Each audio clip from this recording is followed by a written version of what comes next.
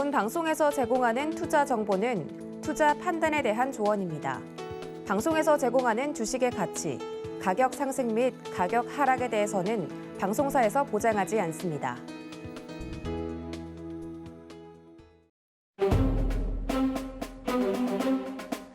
안녕하세요. 서경희 부장들 회의에 오신 부장님들 그리고 함께하고 계시는 사원님들 반갑습니다. 저는 오늘 방송부장을 맡은 도부장 도지은이고요. 오늘도 여러분들을 위한 서경희 부장들 문이 활짝 열렸습니다. 회의에 참석하고 싶으신 분들은 지금 바로 TV 앞에 유튜브 앞에 모여주시면 좋을 것 같고요. 저희 서경희 부장들 보시면서 궁금한 점 있으시면 언제든지 전화 문자로 문의를 주시면 되겠습니다. 부장님들과 함께할 수 있는 더욱더 가까운 채널은 노란톡 들어오시는 방법인데요. 문자 샵 008-2번으로 부장님들 혹은 부장들 하고 불러주시면 저희 부장님들과 함께할 수 있는 방법 안내를 해드리도록 하겠습니다. 자, 오늘 회의를 함께 참석해주신 부장님들 불러봐야겠죠? 저는 앞에 성만 부르도록 하겠습니다. 허최이 부장님들 모셨습니다. 부장님들 어서 오세요. 안녕하세요. 안녕하세요. 네, 저희 테마부장, 산업부장, 그리고 정보부장님들 모셨는데요. 허반석, 최충성, 그리고 이주현 부장님들과 함께 합니다. 이번 주도 목요일이라서 벌써 다 끝난 것 같은 그런 느낌이 드는데 내일은 또 금요일장이잖아요. 오늘 목요일 다들 잘 회의도 그렇고 회사 생활 다 잘 마무리하셨는지 우리 저 멀리 앉아 계시는 이 부장님 오늘 하루 어떠셨어요? 네, 오늘 느낌이 월요일이 이제 계속 휴일이었는데도 불구하고 반쪽짜리 한 주였죠, 거의. 뭔가 이렇게 좀 긴 한 주가 되는 것 같다라는 좀 느낌이 많이 드는데 네. 오늘 장도 괜찮았고 맞아요. 해서 나쁘지 않았던 그런 하루였던 것 같습니다. 그냥 평소와 똑같은 그런 평소와 날이었어요. 똑같았다? 네. 아니 근데 월요일이 이제 지금 몇 주간 계속 쉬고 있잖아요. 대체 휴일로. 네. 주 4일밖에 안 되는데 왜 이렇게 진짜 피곤한지 모르겠어요. 그래서 제가 말씀드리잖아요. 주 4일째 하고 수요일 날을 이제 가족의 날로 이렇게 가족과 함께 하시는 게 참 좋다. 적극적으로. 혹시 정치 쪽으로 준비하고 계신 거 아니시죠? 전혀 아닙니다. 전혀 아닙니다. 알겠습니다. 최 부장님은 오늘 어떠셨어요? 저도 같은 맥락입니다. 아니 왜 방송만 들어가면 그렇게 뚝딱거리세요? 하루를 쉬었는데도 불구하고 네. 일주일 다 하는 게 아니고 일주일에 하루 더 하는 느낌? 하루 더 하는 느낌이었다? 그래서 오늘이 오늘- 금요일장인데 네. 느낌상 느낌상. 오늘 금요일이고 쉬어야 될 것 같은데 그러니까 지금 쉬어야 될 토요일에도 것 장이 열린다는 느낌. 그런 느낌이다. 토요일에 또 강연회 토요일에 끝내야 강연회가 되니까. 있어서 그렇게 느끼는 건지. 주말 심적 특근이 부담이. 또 예상이 되어 있어서 부장님들 표정이 더 가족과 함께하기는커녕 토요일도 일을 해야 되네. 회사가 바쁘면 좋은 거죠. 회사가 바쁘면 좋은 거 아닙니까? 잘못 사장님 들었습니다. 좋겠죠, 사장님은. 아니 어디선가 그 컨텐츠를 보는데 사옥이 되게 멋들어진 회사더라고요. 그래서 거기 가서 관계자분한테 사옥이 멋지면 어떤 기분이세요? 하고 물어보니까 집에 가고 싶다고. 그래서 학교 가면 집에 가고 싶은 것처럼. 그러니까요. 이게 회사원들 마음이 아닐까 싶은데 오늘 발제자이신 허 부장님. 허 부장님은 이번 주 컨디션 괜찮으세요? 네, 괜찮습니다. 네, 알겠습니다. 괜찮으신 것 같아서 다행이네요. 자, 오늘도 본격적으로 서경희 부장들 시작을 해볼 텐데 시장 이야기를 하고 넘어가도록 하겠습니다. 발제자인 우리 허단타라고 어제 본인을 어필하셨던 허 부장님께서 오늘 시장 브리핑을 좀 해주실 텐데 오늘 시장 어떻게 보셨습니까? 네, 시장이 이제 그래도 시청자님들께서 기다리던 상승이 나오지 않았나라는 생각이 들고요.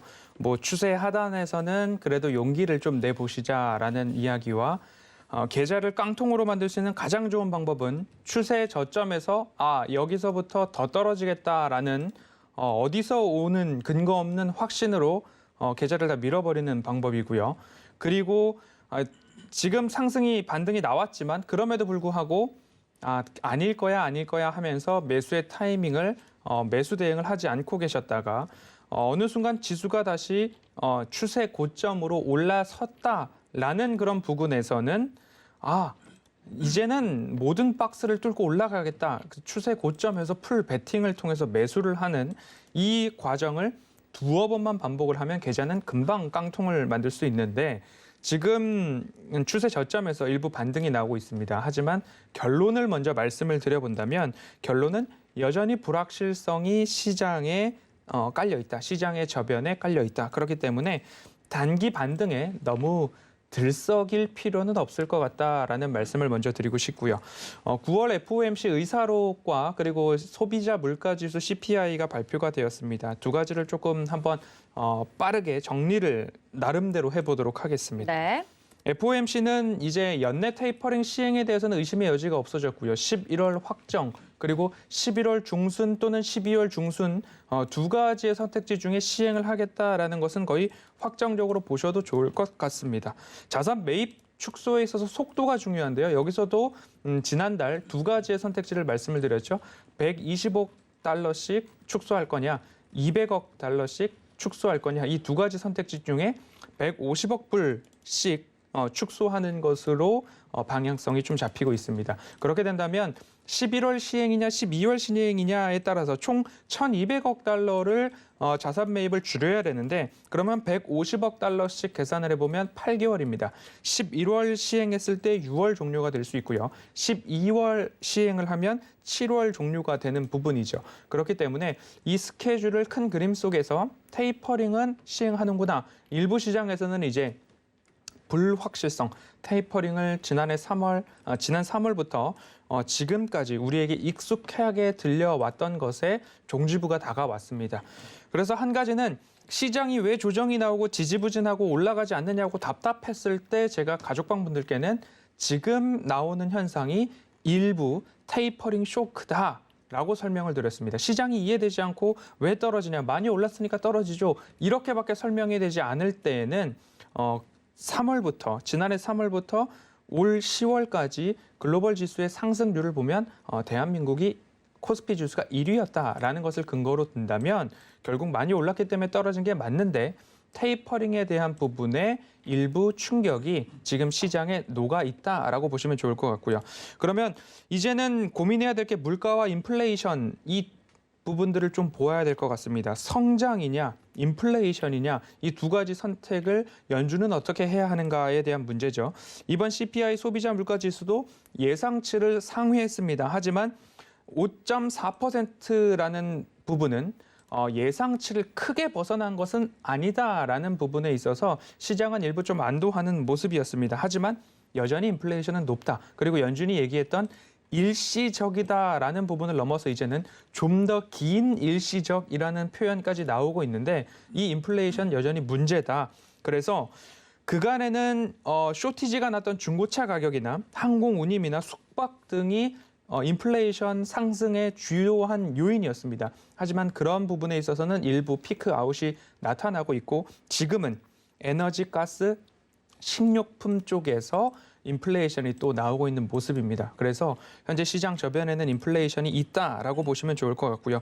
연준의 고민은 물가를 먼저 잡을 것이냐 아니면 성장을 조금 더 촉진시킬 것이냐 유동성을 더 공급할 것이냐 이 두 가지의 고민에 서 있을 것 같습니다. 물가 상승과 성장 둔화를 일컬어서 동시에 나타나면 스태그플레이션이라고 말을 할 수 있을 텐데 이 두 가지를 어떻게 잡을 것인가에 대한 부분이겠죠. 그래서 컨테이너선 운임에 대한 부분이 피크아웃을 하고 있다. 그래서 물류 병목 현상 쇼티지는 완화 추세로 접어들고 있습니다라고 말씀을 드렸고요.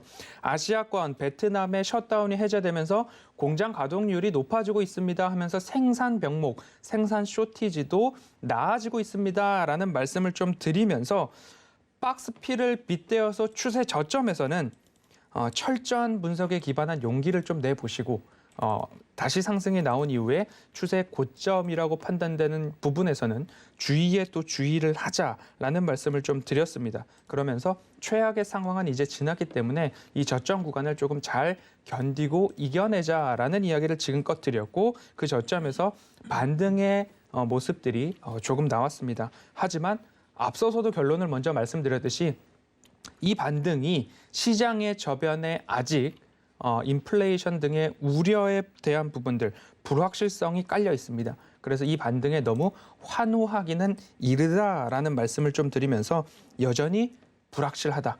과감한 베팅보다는 포트폴리오 내실화로 연말까지는 그래도 몸을 사려야 된다라는 부분으로 FOMC와 인플레이션 이 두 가지를 좀 나눠보도록 하고요.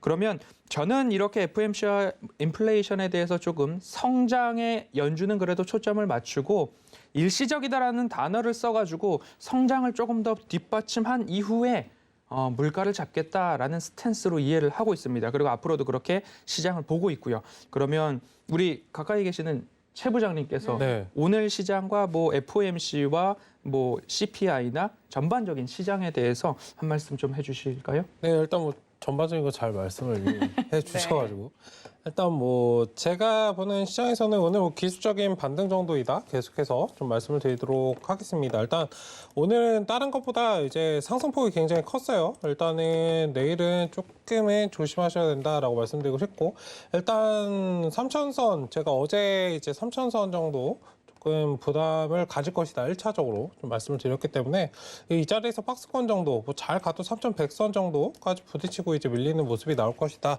라고 말씀을 드리도록 하겠고 일단 지금 계속적으로 환호보다 추세 전환이다 라고 생각을 하셔서 환호를 하시기보다는 일단 기존에 현금 비중을 좀 확보 못하신 분들은 기계적으로 현금 비중을 좀 확보하시는 그런 전략으로 보시면 좋을 것 같다라고 말씀드리도록 하겠고 오늘 뭐 저런 소비자 물가 지수나 이런 부분들 뭐 인플레이션 관련해서는 제가 기존에 8월장에 뭐 인플레이션 계속적으로 얘기를 하고 뭐 테이퍼랑 얘기할 때부터 저 사람 2023년에 뭐 금리 인상 그때까지 미룰 수 없다라고 계속적으로 말씀드렸어요. 입만 열면 거짓말이라고. 네, 일단은 그런 부분들을 계속적으로 지금 인정을 하고 있고 시장이 지금 붕괴되고 있다라는 부분들을 인정을 하는 것입니다. 어쨌든 객관적으로 시장을 보시고 사실 그러한 부분들 굉장히 좀 혼잡한 상황에서도 사실 기회는 있기 때문에 지금 좀 기회를 좀 잘 노리셨으면 좋겠고 다른 부분들보다 수급적인 부분을 좀 잘 지켜보셔야 됩니다.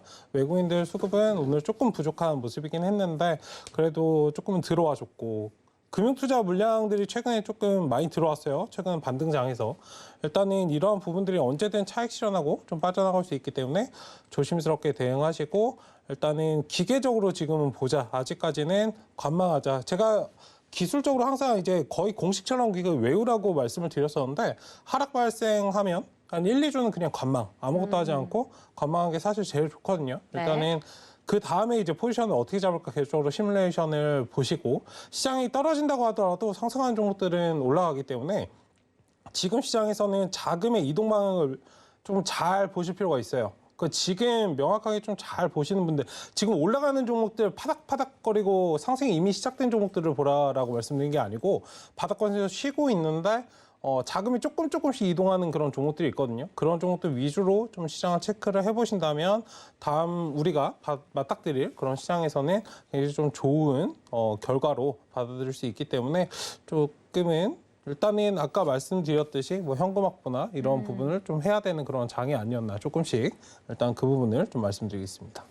내일은 일단 좀 조심을 하고 단기적 내일은. 반등이 나올 수 있다면 3,100포인트 정도까지는 네. 볼만할 수 있다. 네. 일단은 급하게 먹으면 체하게 네. 마련이기 때문에 다른 뭐 코스피는 오늘 1.5% 정도 상승을 했는데 코스닥은 굉장히 좀 부담스러워요. 네. 3%이기 때문에 내일 아침에 뭐 상승이 나온다고 할 수 있거든요. 상승이 나왔다가 좀 밀릴 가능성도 염두를 해두시고 어쨌든 급하게 먹으면 체한다라는 점만 좀 기억하시면 좋을 것 같습니다. 이 부장님께서는 저희가 좀 놓치고 있는 부분이나 또 다른 시각이나 좀 나눠주실까요? 아니요, 뭐 다 말씀 다 뭐 잘 해주셨고 사실 저희가 이제 시황을 계속 이제 좀 중점적으로 시장이 안 좋다 보니까 다뤘고 같은 얘기를 좀 계속 반복을 하게 되는 상황인데 2,400 간다고 지난번에 그렇게만 들으신 분들이 있더라고요. 그게 부정사실화가 돼버렸어요. 강렬한 포인트. 그렇게 생각을 하셨나 봐요. 네, 일단 악마의 2,400은 제가 지난번에 말씀드렸지만 금융위기라든지 네. 금융위기 때 한 50% 빠졌고 팬데믹 때 한 5% 빠졌고 뭐 IMF 때는 뭐 말할 것도 없고요. 그 정도의 어떤 큰 시장에 충격을 주는 그런 이슈가 지금 있는가라고 생각을 해봐야 돼요.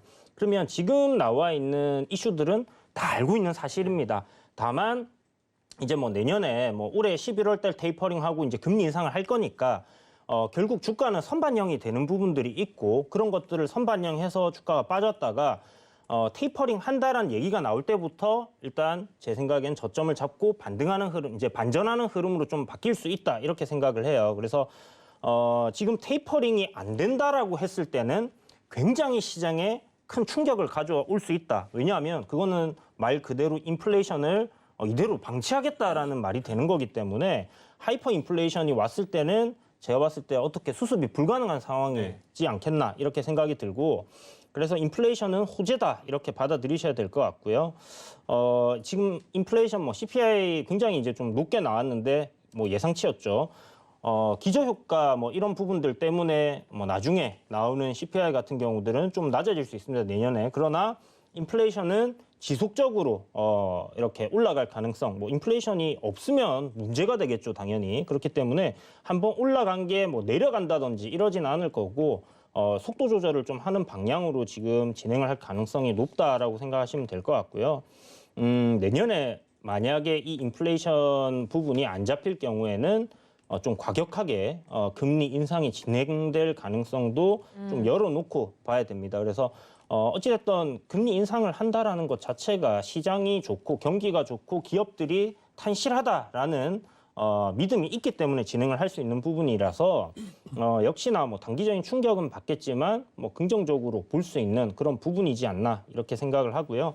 금리 인상한다 얘기 나오고 나서 한 1년 정도는 또 시장이 상승하는 흐름들이 이어질 가능성은 높기 때문에 너무 그렇게 뭐 이런 부분에서 민감하게 또 반응하실 필요는 없어요. 다만 어디까지나 이거는 뭐 사람들이 미래를 가보지 않은 상황에서 예상을 하고 예측을 하는 부분이기 때문에 네. 실질적으로 지금 시장에 참여하고 있는 사람들이 어떤 스탠스를 취하고 있는가 그게 바로 차트에 나타나고 있다라는 겁니다. 그래서 우리나라 증시는 지금 여전히 계속 항상 똑같은 말씀 드리고 있지만 하락 트렌드를 만들어 놓은 상황이고 저희가 이제 저점 구간에서 반등이 나올 거다라고 이야기를 드렸는데 이 반등은 최 위원님 말씀하신 것처럼 한 3,100, 3,060 일단 21선 저항선까지는 반등이 나올 것 같아요. 그러면 그때쯤부터 해서는 현금화 전략으로 좀 진행을 하는 방향이 좋겠다. 그래서 뭐 몸을 사리자라고 얘기하셨는데 네. 몸을 사리시는 게 좋을 것 같다라는 생각이 많이 들고요. 네. 현금화 비중 일단 확대해 두고 뭐 조정장에서도 하락장에서도 상승하는 종목들 강하게 수급이 쏠리는 종목들은 분명히 있으니까 그런 종목들 위주로 공략을 하신다면 뭐 충분히 수익을 또 낼 수 있는 그런 시장이 될 거다라는 생각이 듭니다. 네, 우리 이 부장님 그리고 최 부장님, 허 부장님의 시장 이야기를 좀 들어봤는데 가끔 그렇게 억울할 때가 있어요. 저희가 이제 이야기 도중에 2,400 이야기가 나왔는데 다른 건 다 까먹고 2,400만 기억에 남아서 억울하다 이렇게 이야기를 해주셨는데 저희 전문가님들, 부장님들은요. 시장에 대해서 제대로 전략적으로 이야기를 해주고 있는 부분이기 때문에 왜 그 지수 이야기가 나왔는지 이런 부분들을 그때그때마다 잘 챙겨 듣지 않으면 이런 사태가 일어날 수 있습니다. 그러니까 시청을 처음부터 끝까지 들으셔야 되는데 그렇죠. 맥락을 보지 못하고 그렇죠. 듣고 싶은 것만 이제 듣고 하필이면 이제 그때 접속을 하셔서 그러신 뭐 것 같아요. 2,400 이렇게 되는 그게 있는 것 거죠. 같아요. 그러니까 뭔가 2,400이라는 수치가 왜 나왔을까에 대해서 고민해 보시면 됩니다. 왜 그 이야기를 했을까? 그 생각을 하시고 판단을 하시는 건 자기 몫이에요. 그렇죠, 그렇죠. 공부가 필요한 부분인데 그 단편적인 단어만 듣고 이제 화를 내시는 분들이 가끔 삼성전자도 있어서. 7만 원 안 깨진다고 했는데 계속적으로 저는 깨진다고 했습니다. 이제 가서 인정하시잖아요. 그렇죠. 이러면 사실 할 말이 없는 거거든요. 그렇죠, 그렇죠. 똑같은 맞습니다. 겁니다. 네. 근데 관련돼서. 사실 고점 대비해서 30% 정도의 조정이기 때문에 2,400 정도가 뭐 정말 뭐 우리가 모르는 갑자기 블랙스완으로 어떤 악재가 터졌다. 예를 들어서 뭐 중국 전투기가 대만에서 격추가 된다든지. 갑자기 그럴 수 그러면 있죠. 뭐 떡락하는 거죠. 그렇게. 여기가 굉장히 무거운 구간이라서 신용장구만 풀려도 그냥 쭉 밀립니다. 그러니까 허무맹랑한 네. 숫자가 아닌데 그런 부분에 대해서 왜 그런 이야기가 나왔는지 한번 맥락을 여러분들이 좀 가져가셨으면 하는 부분에서 우리 부장님들이 또 손가락에 거품 나도록 이야기를 또 해주셨습니다. 시장 이야기를 좀 들어봤는데 우리 부장님들이 목요일인데도 자꾸만 월요일인 것 같다는 느낌이 드는 이유가 바로 이번 주 주말 특근이 예약이 되어 있기 때문입니다. 아까 말씀을 드렸던 것처럼 뭐 회사가 바쁘면 좋은 거겠죠. 돈을 잘 벌고 있다는 뜻이니까요. 이번 주 토요일 오후 1시 저희 부장님들이 여러분들을 찾아갑니다. 오후 1시에 서울경제TV 더하기 유튜브 채널을 통해서 함께 하실 수 있는데요. 저는 아쉽게도 함께 할 수 없지만 온라인 왜요? 채팅창에서 함께 하도록 하겠습니다. 제가 방송부장으로서 이 방송 온에어가 아니면 방송부장이니까 나오셔야죠. 물론 소중한 유튜브 방송이지만 또 이제 방송부장으로서 뒤에서 서포트를 해주는 거죠. 제가 여기까지 말이 튀어나오는데 네, 주말 그만하겠습니다. 특근 이야기를 좀 해드렸는데 이 강연에 대해서 궁금해하시는 분들이 굉장히 많아요. 또 오늘 발제자인 허 부장님이 이 주말 특근 할 때 이 강연에 오면 내가 좀 특별한 검색식을 주겠다. 네. 어제 그 이야기를 했었고요. 그리고 얼마 전에 체포를 했던 이마트 같은 경우 오늘 시장에서 흐름이 굉장히 좋았어요. 지난주 이 시간에 이마트를 좀 체포를 했었어요. 맞습니다. 그래서 지금 갇혀 있는데 이마트가 심상치 않거든요. 혹시나 주말 강연회에서 특별히 이마트에 대해서 언급하실 예정이실까요?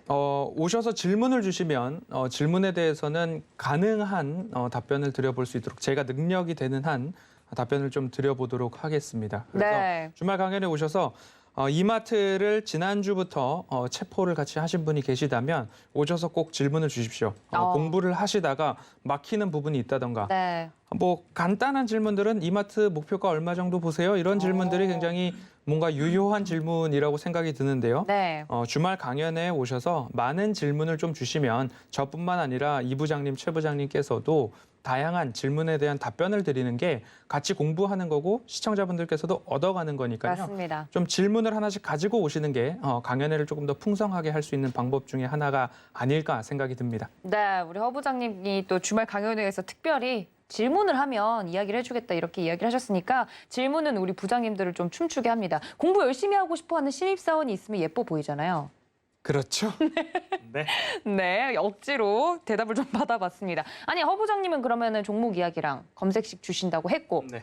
그 주말에도 이제 와야 되는 회사원들에게 우리 팀원들에게 우리 이 부장님, 최 부장님은 어떤 선물을 좀 준비하고 계시는지. 선물이 있어야 되나요? 아니 뭐 부장님 치킨이라도. 얼굴을 보는 것만으로도 선물이 되는 거죠. 와, 진짜 회사 생활 잘하실 그렇죠. 것 같아요. 대박. 부장님이 등산 가자 그러면 토요일, 김밥 일요일 싸가야 돼요? 가야죠. 진짜요? 네. MZ 세대들이 지금 보고 있습니다. 그래야 성공합니다, 여러분. 회사 생활은 허부장처럼 오늘 좀 이야기를 해보고 우리 이 부장님 치킨이라도 쏠 수 있는 거잖아요. 팀원들 네, 뭐. 이쁜데. 뭐 돌려서 뭐 당첨자 한 분께 치킨 쏘도록 할게요. 아 진짜요? 네네. 아, 네, 알겠습니다. 우리 최 부장님은 더 센 거 나와야 되지 않아요? 네? 아웃백이라고 누가 얘기를 한 거? 저도 부장밖에 안 되기 때문에 아니 제가 또 부장님이면 출근을 오히려 받아야죠. 위에 받아야 된다고요? 네. 법인 카드로 하시게요? 네. 아니 개인 카드로 좀 쓰세요. 버카로 쏘도록 하겠습니다. 아니 개인 카드로 좀 쏘세요. 이럴 때. 자, 이쯤에서 좀 정리를 좀 해보고요. 아, 네, 안 감사합니다. 넘어오네요. 네. 그러면 이렇게 주말 특근에 대해서 이야기를 나눠봤는데 여러분들 오후 1시입니다. 뭐 치킨이 됐든 피자가 됐든 종목이 됐든 검색식이 됐든 오면 무엇이든지 얻어갈 수 있는 아주 유익한 시간을 저희 부장님들이 준비를 하셨다고 하니까요. 토요일 오후 1시 꼭 기억해 주시기를 바랍니다.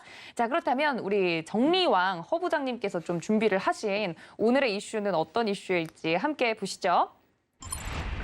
네, 뜨는 산업에 올라타자, 뭐 달리는 말에 올라타자, 뭐 이런 뜻인 것 같아요. 메타버스 그리고 스마트폰 자율주행 삼형제를 좀 준비를 해 주셨습니다. 허 부장님 브리핑 부탁드릴게요. 네, 지금 시청자분들께서도 메타버스와 스마트폰, 자율주행에 있어서 한 가지 공통점이 있습니다. 그 공통점이 무엇일까를 한번 생각을 하셔서 채팅이 가능하신 분들께서는 채팅창에다 하나씩 적어주시면 이 메타버스와 스마트폰 자율주행의 공통점이 무엇일까라는 곳에서부터 산업에 대한 이야기를 좀 진행을 해보려고 합니다. 메타버스는 굉장히 뜨거운 부분이죠. 굉장히 뜨거운데 앞으로 이 메타버스의 시장, 산업의 성장성에 대해서는 의심할 여지가 없을 겁니다. 그런데 메타버스를 어떻게 누리느냐를 생각해 보면 결국엔 우리가 닌텐도 위라는 게임을 할 때도 뭔가 손에다 쥐고 했었죠. 근데 그 다음 버전이 얼굴에다가 무언가를 씁니다. 얼굴에다 무언가를 쓰고 손에다 무언가를 쥐고 거기서 게임도 하고 뭐 산책도 하고 여러 가지 이야기를 하죠.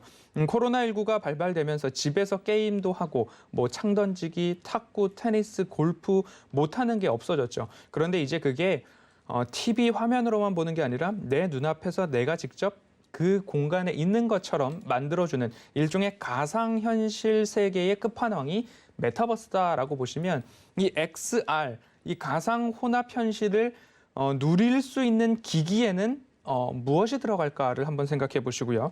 그리고 나서 이제 사물 인터넷이나 IoT, 인터넷 오브 띵스라고 하는 이 부분으로 좀 넘어가 보면 집에서 무언가를 할 때 제어를 무엇으로 하시는지도 한번 생각해 보면 스마트폰으로 하고 있죠. 스마트폰으로 불을 껐다가 켰을 수도 있고요. 스마트폰으로 미리 자동차에 시동을 걸어 놓을 수도 있고요. 좋죠. 여러 가지 이야기들을 하고 있는데 이 스마트폰 시장에 있어서도 올해 출하량이 전년 대비 늘어난다고 해도 내년도도 올해만큼은 유지해주지 않을까에 대한 스마트폰 시장에 대한 전망들이 좀 있습니다.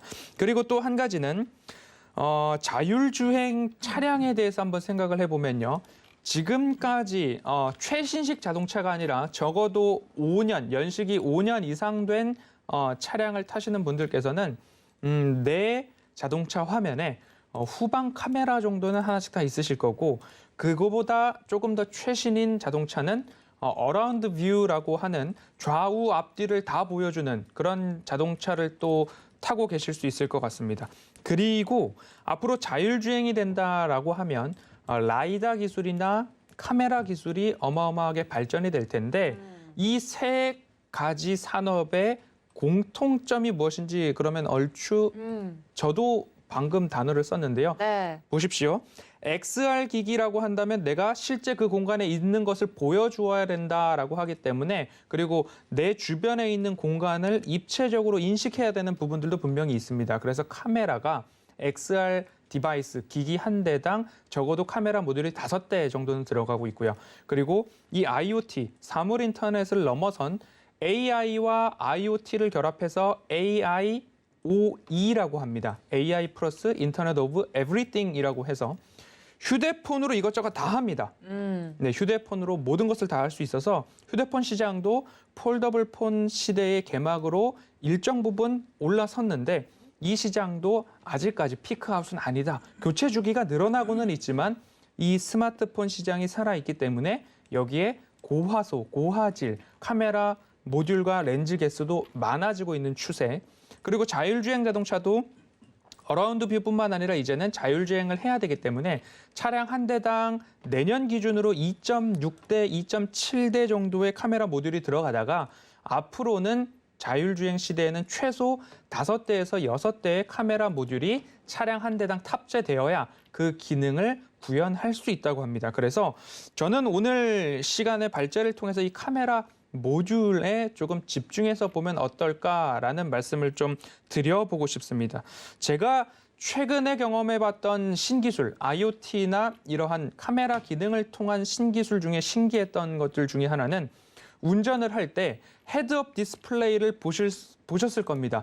속도도 나오고요. 과속 카메라가 있으면 카메라가 있다고도 알려주고요. 안전벨트를 하라거나 아니면 앞에 차량이 있다라거나 그런 부분들은 알려주는데 이제는 차선을 인식하고 나서 화살표까지 내가 목적지를 입력하면 여기서 우측 출구로 빠져야 됩니다라는 화살표가 내가 보고 있는 유리 앞에 내가 보고 있는 도로에 화살표가 그어지는 것처럼 이렇게 움직여주는 AR 헤드업 디스플레이, AR HUD 그런 기술들을 좀 보면서 참 대단한 기술이다라는 것들을 좀 느꼈던 기술 중에 하나인데요. 네. 우리 최 부장님과 이 부장님께서는 최근에 내가 경험해 보았던 IoT 기술이나 이거는 신기한 신기술이다라고 느끼셨던 것들이 있으실까요?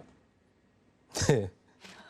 직접 경험한 것만입니다. 네, 경험한 거예요. 그 AI 음성 인식 요즘에 하는 거 있잖아요. 그렇죠. 특정 진이라든지. 그쵸. 네. 네. 그런 건 해봤습니다. 음식점에 있더라고요. 제가 제가 집에 사는 건 음식점에 아니고. 있는 걸 불러봤다고요? 음식점에 그 노래를 이렇게 자동으로 하게 돼요. 노래를 뭐 틀거나 옆에서 하길래 뭐 하는 거야 이랬더니 진짜 되더라고요. 음식 주문할 때도. 음성 인식으로 음성 인식으로 주문을 하는 기술이 주문은 안 했는데 노래를 바꿨죠. 노래를 바꿔준다고. 노래를 바꿨다. 네.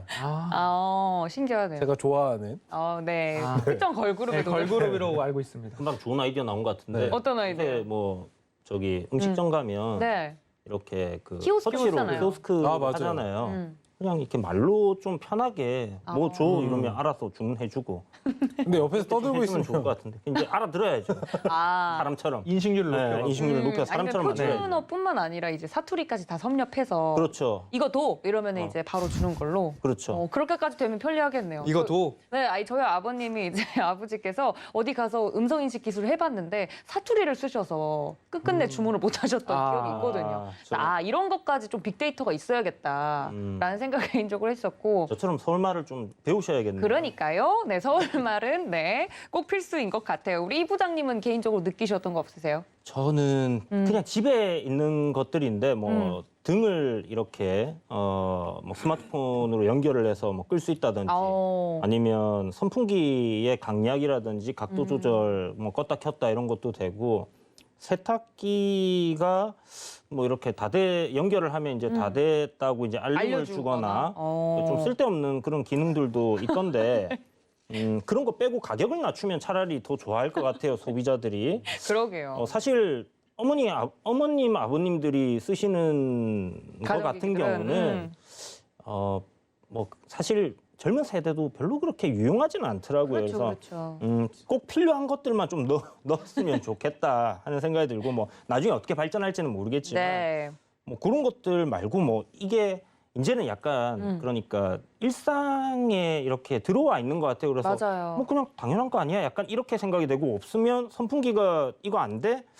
아, 옛날 구형이네. 약간 이렇게 좀 생각을 하게 되고 에어컨이 안 돼?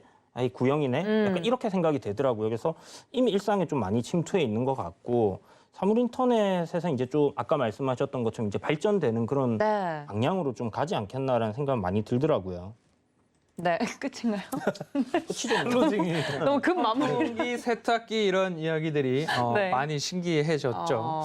근데 이제 이 IoT를 보면서 메타버스와 자율주행 그리고 스마트폰으로 모든 사물을 그다음에 전자기기를 이렇게 컨트롤할 수 있다는 게 주목해 볼 만한 필요가 있다. 그리고 산업과 시장의 방향성은 이미 확고하게 정해져 있다. 의심의 여지는 없다라고 좀 말씀을 드려볼 수 있을 것 같고요. 이 카메라 모듈 시장이 연평균 성장률이 7%대에 달한다라고 합니다. 스마트폰은 연평균 6%의 성장률, 이미 많이 고성장을 했죠. 그래서 뭔가 하이엔드급 스마트폰이 화면이 계속 커지다가 네. 이제는 화면이 커지다 못해 이제 접기 시작했습니다. 그렇죠. 그리고 얼마 있지 않으면 이 상소문 에디션이라는 폰 들어보셨을지 모르겠습니다. 롤러블 폰이라고 네. 해가지고 이렇게 휴대폰이 있으면 이렇게 옆으로 쫙 펴가지고 화면을 확장시키는, 화면을 그렇게 해서 더 키우는 모습들 나타나고 있는데 스마트폰 교체 주기가 늘어나고 있어서 그렇게 다이내믹한 출하량 증가는 나타나고 있거나 전망되지는 않고 있지만 현 수준 또는 연 6% 성장률은 기대해 볼 만하다. 그리고 자율주행 시장은 연평균 29% 성장률이 전망이 되고 있습니다. 그리고 XR, 메타버스를 구현할 수 있는 XR 디바이스 쪽으로는 연평균 97%의 성장이 앞으로 전망이 되고 있어서 성장률로 따지면 이만한 시장은 없을 것 같은데 그러면 이와 관련된 기업을 한번 이렇게 쫙 나열을 해보면요. 네. LG이노텍, 삼성전기, ITM 반도체, MC넥스, 솔루엠, 파트론, 옵트론텍, 자화전자 등 여러 기업들이 좀 나올 수 있을 것 같습니다. 그래도 방송을 시청하시는 우리 사원분들께서 네. 방송을 봤으면 그리고 이 시장이 좋다면 어느 기업에 그래도 좀 집중해 보면 좋을까 또는 이 기업은 조심하자라는 것도 하나의 팁이 될 수 있기 때문에 제가 노련하게 부장님들께 좀 질문을 드려보도록 하겠습니다. 네. 카메라 모듈 관련 기업 중에서 이 기업은 그래도 긍정적이다라는 시그널이 있을 수 있고요. 이 기업은 조심하는 게 좋을 것 같다라는 시그널이 있을 것 같은데 둘 중에 하나를 선택하셔도 좋고요. 친절하게 두 개 다 말씀해 주셔도 좋을 것 같은데 저는 개인적으로 작전 리포트 아침 방송을 통해서 솔루엠과 네. 그리고 삼성 전기에 대해서는 그래도 자율주행에 있어서는 삼성 전기가 기술력 경쟁 측면에서는 경쟁 우위에 있다라고 좀 보여지고요. 솔루엠 같은 경우에는 그 전자종이라고 있습니다. ESL이라고 하는데 그 전자종이 기술에 관련해가지고 솔루엠이 있어서 결국엔 한번 납품을 하고 끝나는 게 아니라 그 데이터를 바탕으로 빅데이터 플랫폼까지 가지고 와서 매장 운영에 대해서 효율적으로 좀 나타낼 수 있는 거기까지 좀 길게 나가고 있는데 글로벌 상위 3개 기업 중에 내년 정도 되면 세계 2위의 지위까지 올라갈 수 있지 않을까라는 이야기가 들려와서 솔루엠과 삼성전기를 각각 뭐 AI, IoT 그리고 자율주행 한다면 두 기업은 긍정적으로 좀 볼 수 있지 않을까. 차트도 좀 바닥이었는데 오늘 삼성전기가 조금 올랐던 것 같아요. 그래서 그런 부분까지도 본다면 많이 조정을 받아서 이 부분에서는 이제 조금씩 모아가도 좋겠다라는 생각이 삼성전기를 볼 때는 생각이 들기는 했습니다. 그러면 우리 최 부장님과 이 부장님께서는 조심하자 또는 이 부분 관심 가져도 좋을 것 같다라는 기업들 한 가지씩 소개를 해주실까요? 일단은 대부분 좀 낙폭이 많이 발생을 했는데 관련해서 이제 예시를 들어주신 것 중에 이제 좋게 보고 있는 거는 뭐 저도 솔로엠은 괜찮다라고 말씀드리고 싶고 뭐 차트상으로도 양호합니다. 뭐 기업적인 부분들은 잘 설명을 해주셨으니까 일단 솔로엠 같은 경우 최종적으로 박스권을 계속적으로 좀 만들면서 옆으로 흘러가고 있기 때문에 살짝은 우상향으로 가고 있고요. 일단 첫째 좀 지금은 박스권장만 잘 노려가시면 단기적으로는 단기 수익 관점에서는 수익을 좀 내실 수 있고 뭐 중장기적으로 계속적으로 끌어가시면서 사실 단기적으로 대응을 하시면 좋을 것 같은 그런 기업이다라고 말씀드리고 싶고 뭐 ITM 반도체 같은 경우에도 뭐 양호한 그런 기업이다라고 말씀을 드리도록 하겠습니다. 일단은 카메라 모듈 관련 기업을 말씀하셨는데 사실 뭐 자율주행이나 이런 부분들 아까 뭐 메타버스나 이런 것들도 말씀드렸지만 조금 뜬금없을 수 있는데 일단 보안 관련된 4차 산업은 보안이 필수이기 때문에 IoT 기술 중에서는 보안을 빼놓을 수 없다라고 말씀드리고 싶고 보안 관련주들은 지속적으로 잘 보시면 좋을 것 같습니다. 일단 4차 산업의 모든 전방향 산업에 들어가는 것들이기 때문에 보안 관련주들도 좀 잘 체크를 해보시고 주가도 거의 바닥에 있는 것들이 많아요. 10,000원대 이하에 있는 종목들이 굉장히 많기 때문에 이런 부분들이 사실 산업군이 시작되기 전에 어떤 특정 섹터가 상승이 나오기 전에 바닥권에서 주가가 10,000원 이하에 있는 것들이 굉장히 많거든요. 예전에 제약바이오랑 반도체 관련주들이 그랬고 요즘에는 뭐 살 수 없이 굉장히 좀 무거운 것들이 많으니까 분할도 하고 어쨌든 그런 측면이 있고 이거는 좀 참고로 말씀드린 거니까 네. 체크하시면 좋을 것 같고. 보안 측면은 네. 굉장히 또 좋은 접근인 것 같아요. 맞아요. 왜냐하면 자동차가 해킹되면 그렇죠. 엄청난 인명 하나 사고로 뚫리면 다 발생될 수 뚫립니다. 있는 거고, 그렇죠. 집에 들어갈 때도 휴대폰으로 인증하고 네. 들어갈 수도 있고, 맞네요. 네, 은행과 관련해서도 그렇고. 그러니까 모든 걸 통제할 수 있기 때문에 사실 이게 우리가 삶은 좋아졌지만 이거 핸드폰 하나만 해킹해버리면 사실 다 맞아요. 뚫리는 거거든요. 내 모든 삶 자체가. 지문도 들어가 있고. 네, 일단은 보안 관련해서는 주의하시면 안내를 봐야 되나요? 그러니까요. 이거 보안 관련된 팁도 하나. 개인적으로 좀 다른 걸 말씀하신 아, 것 같은데 네. 일단 안랩도 관련은 있잖아요. 다른 그렇죠? 것도 말씀해 주시죠. 어, 써니전자. 뭐 소비자도 그런가요? 아예 그 이제 네. 철수 형님 관련주가 아니라서 그러니까 보안 얘기를 하시니까 아, 맞아요. 보안하면 딱 떠오르는 게 안랩 이렇게 생각이 맞아요. 들어서 네. 제가 오늘 괜히 그렇죠. 초록색을 입은 게 아니에요. 그러니까요. 아 그런 거예요? 전혀 저는 정치색과 상관이 없습니다. 네. 네. 네, 관련돼서 우리 사실 이 우리 부장님. IoT 네, IoT로 돌아가서 그 질문이 사실 이제 카메라 모듈 부분들 이제 기업들을 한번 쭉 봤어요. 저도 이제 사실 차트적으로 자리가 안 만들어져 있으면 좀 시간 낭비다라고 생각하는 부분들이 있기 때문에 크게 이제 이렇게 좀 신경을 안 쓰고 있었던 섹터기도 한데 또 우리 허 위원님께서 이렇게 또 좋은 섹터를 소개해 주셔가지고 쫙 봤는데 장이 워낙 안 좋다 보니까 네. 좀 차트적인 부분들은 피하고 일단 기업적인 내용으로 접근을 분명히 해야 된다라는 생각이 들고요. 조금 이 지금 성장성적인 부분에서 분명히 이제 자율주행이라든지 XR이 굉장히 이제 좀 성장성이 큰 폭이기 때문에 그런 쪽으로 좀 사업을 하고 있는 기업들을 여러분들이 잘 찾아보셔야 될 것 같고 기본적으로 지금 스마트폰에 들어가는 이 카메라 모듈 납품하는 업체들이 실적이 굉장히 안 좋아졌어요. 특히나 이제 삼성향 같은 경우는 파워로직스의 실적이 보면 지금 굉장히 안 좋아진 이유가 기존에 이제 이 카메라 모듈 납품 단가가 15,000원대에서 9,000원대로 이렇게 낮아져 버렸습니다. 그러니까 적자를 지금 볼 수밖에 없는 그런 상황에 놓여 있고 삼성이 이제 또 스마트폰 가격을 인하를 했잖아요.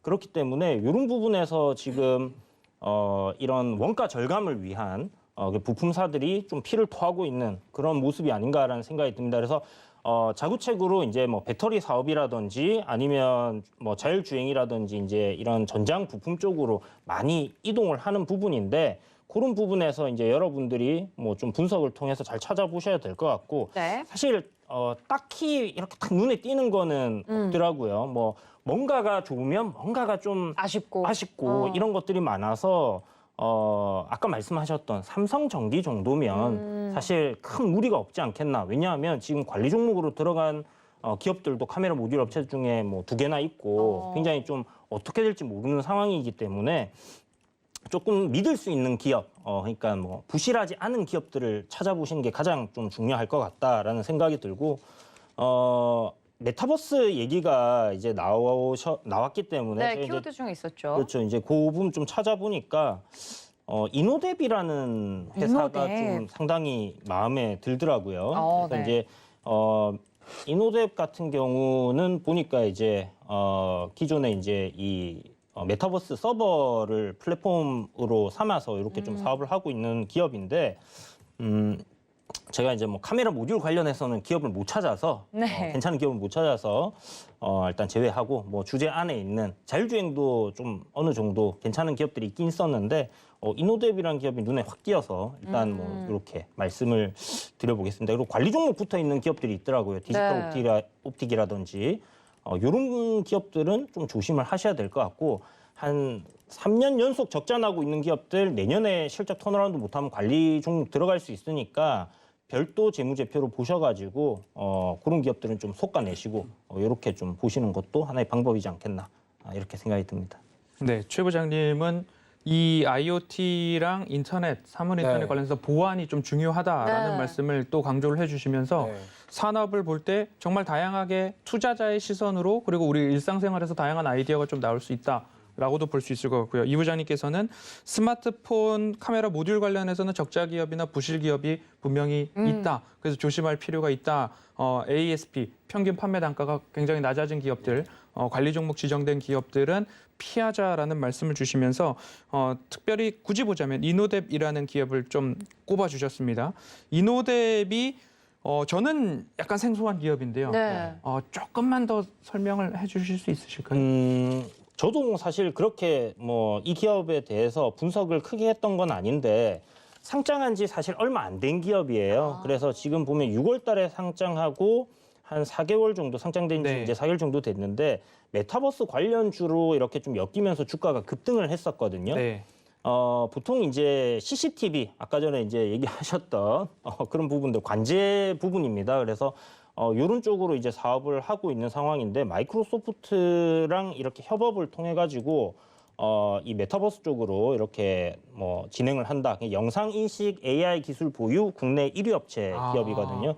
그래서 영상 데이터 처리 솔루션 하는 이제 이런 부분에서 좀 강점을 갖고 있는 기업인데 보통 신규 상장주들 상장하고 나면 오버행 이슈 때문에 좀 네. 조심을 해야 되잖아요. 그런데 이 기업 같은 경우는 한 오버행으로 나올 수 있는 물량 자체가 전체 지분의 한 1.3에서 5% 정도 한 3개월 정도 지나면 나온다더라고요. 그러니까 지금은 딱히 걱정할 필요가 전혀 없는 부분이고 기술적으로도 좀 오늘 메타버스 관련주들이 굉장히 괜찮게 흐름들이 나왔어요. 그래서 그런 흐름 속에서의 뭐 시세가 한 번 정도 좀 강하게 짧게 올라올 수 있을 것 같습니다. 그래서 지금 시장 안 좋으니까 뭐 너무 큰 이렇게 막 기대치를 갖고 수익률을 생각을 하지는 마시고 한번 관심을 갖고 좀 지켜보시면 나쁘지 않겠다라는 생각이 들어서 이노뎁이라는 종목을 말씀을 드리는 거니까 네. 체포 종목으로 넣을까요? 이노뎁이 지금 공시가 네. 7시 반에 나왔어요. 네. 그래요? 공시를 보면 입찰 절차 중지 가처분 인용 결정이라고 하는데 결국 이제 경계용 CCTV 사업에 있어서 입찰 절차 중지를 당했어요. 그런데 가처분 신청을 해서 인용이 돼서 낙찰자 지위가 다시 유지된다라는 의미의 공시가 나왔는데 네. 그게 저희가 방송을 준비하고 있는 7시 30분이 넘어서 나왔거든요. 그러니까요. 그럼 이 부분에 있어서는 이노뎁은 굉장히 호재로서 매출과도 직결될 수 있는 부분 중에 하나지 않을까라고 생각이 들어서 이렇게 말이 나온 김에 체포를 해도 좋겠다는 생각이 저도 들거든요. 그러게요. 사이렌 울려주세요. 갑작스럽게요. 네. 그래서 이노뎁 같은 경우도 이 부장님께서 오. 픽한 종목 중에 하나다라는 그러니까요. 역시 감이 부분까지 좋으세요. 오늘 보면 뭐 카메라 모듈뿐만 아니라 자율주행 그리고 보안 그리고 이노뎁이라는 기업까지도 좀 가지고 가실 수 있는 그런 방송이 아니었나 생각이 들고요. 네. 산업의 방향을 보면 그래도 시장에서 우리가 장기든 단기든 하나하나씩 챙겨갈 수 있다. 그래서 공부하고 또 노력해야 된다라는 말씀을 또 반복해서 드릴 수밖에 없는 그런 시장인 것 같습니다. 네, 이렇게 종목에 대해서도 하나둘씩 나오는 아주 유익한 회의이기 때문에 여러분들 저희와 꼭 함께 하시면 좋을 것 같은데 일단 아쉽네요. 저희가 사이렌이 준비가 안 되어 있어가지고 긴급하게. 님 굉장히 네. 지금 당황해하셨죠. 갑자기라고 생각하신 것 같아요. 아, 이럴 때 딱 철컹철컹 종목을 체포해야 되는데. 맞습니다. 그쵸? 대본에 없던 내용이기 때문에 여러분 지금 라이브로 마지막 체포하는 기회를 종목을 드리죠. 정말로 보신 것 체포를 하실 겁니까? 체포합시다. 그럼 네. 이노뎁 오늘 체포 가겠습니다. 네. 사이렌이 사이렌은 안 울리면 없지만. 의미가 없는데. 네. 만약에 체포를 하신다고 하면 체포하시겠어요? 체포하죠. 알겠습니다. 그러면 체포하는 걸로 하겠습니다. 오늘 이노뎁 체포됐고요. 오늘 이제 세 가지의 꼭지로 말씀을 드려봤습니다. 뭐 자율주행도 말씀을 드렸고요. 카메라, 자동차 한 대당 카메라 모듈이 들어가는 대수가 많아진다. 그래서 연평균 성장률이 100%에 육박하는 시장이다.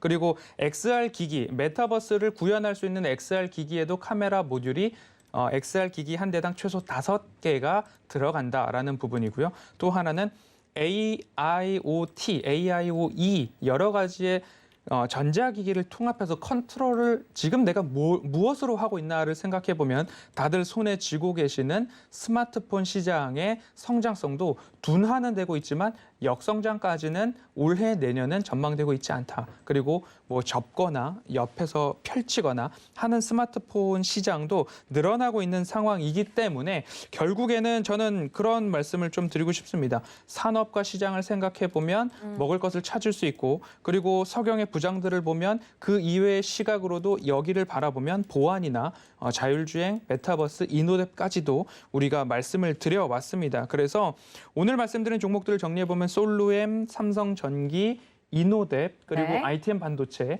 이 정도까지도 종목이 다양하게 좀 나온 것 같고요.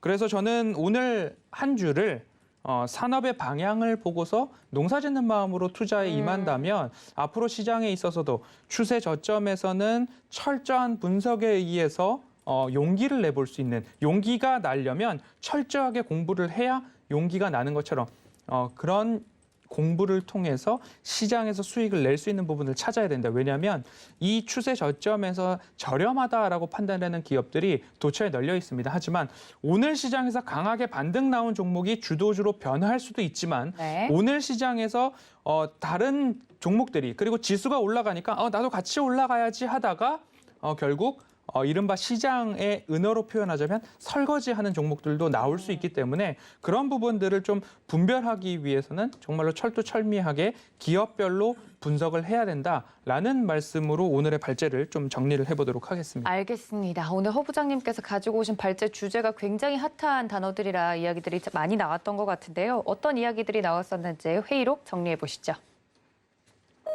네, 오늘 발제위원은 허반석 부장님이셨습니다. 미래 먹거리, 메타버스, 스마트폰, 자율주행이라고 키워드를 가져와 주셨는데요. 세 분의 부장님들이 준비를 해주셨는데 산업부장인 우리 허 부장님은 산업의 방향을 보고 농사짓는 마음으로 접근해야 된다 말씀을 드렸고요. 테마부장인 우리 이 부장님은 미래에 베팅하라라고 이야기를 해주셨고 또 우리 최 부장님이시죠. 정보부장 최 부장님은 환호보다는 실속을 챙겨보자라고 한 줄 정리해드렸습니다.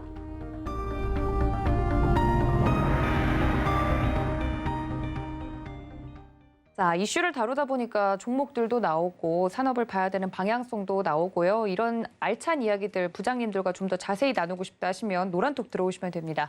문자 샵 0082번으로 저희 부장님들 불러주시면 함께할 수 있는 방법 안내해드리고 있고요. 저희 부장님들 이번 주 주말 특근하십니다. 토요일 오후 1시에 서울경제TV 더하기 유튜브 채널을 통해서 생방송으로 중계가 될 예정이니까 우리 부장님들과 주말에도 공부하고 싶다, 회사를 위해 이 한 번 불살라보고 싶다 하시는 우리 회사원분들은 함께해 주시기를 바랍니다. 또 본 방송에서 제공해 드린 정보는 투자 판단에 대한 조언일 뿐 해당 주식의 가치나 수익률을 보장하고 있지 않다는 점까지 알려드리면서 오늘 부장의 회의는 여기서 마무리 짓도록 하겠습니다. 함께해 주신 사원 여러분 고맙습니다.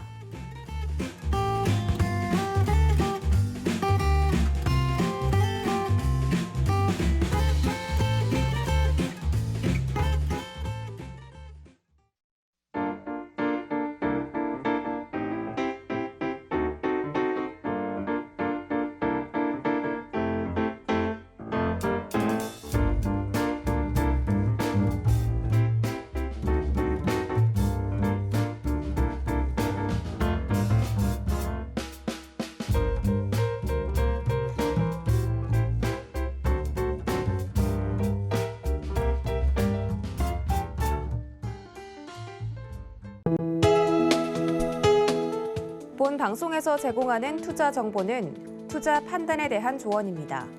방송에서 제공하는 주식의 가치, 가격 상승 및 가격 하락에 대해서는 방송사에서 보장하지 않습니다.